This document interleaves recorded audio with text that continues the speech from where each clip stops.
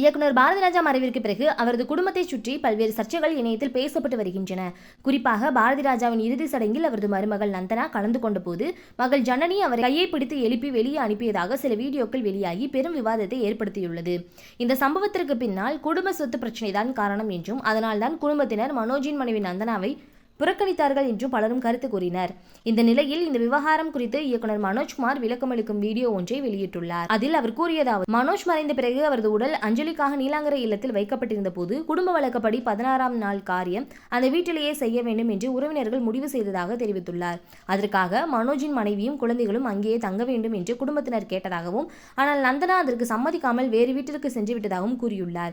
இதுதான் ஜனனிக்கும் மனோஜின் தாயாருக்கும் வருத்தத்தை ஏற்படுத்தியதாக அவர் தெரிவித்துள்ளார். அதன் பிறகு பாரதிராஜா மறைந்த செய்தி அதிகாலை 3 மணிக்கே நந்தனாவிற்கு தெரிவிக்கப்பட்டு உடனே வீட்டிற்கு வருமாறு சொல்லப்பட்டதாம்.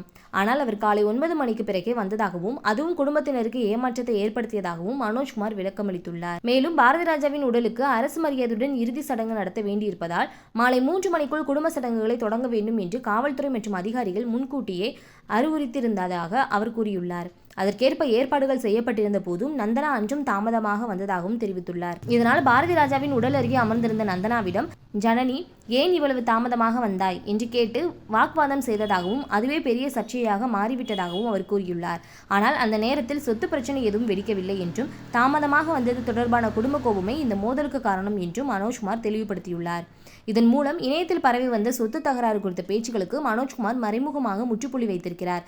ஓகே ஃப்ரெண்ட்ஸ், இந்த வீடியோ உங்களுக்கு பிடிச்சிருந்துச்சு அப்படின்னா மறக்காம லைக் பண்ணி ஷேர் பண்ணி சப்ஸ்கிரைப் பண்ணிக்கோங்க. தொடர்ந்து வீடியோ வாட்ச் பண்ணுங்க. தேங்க்யூ.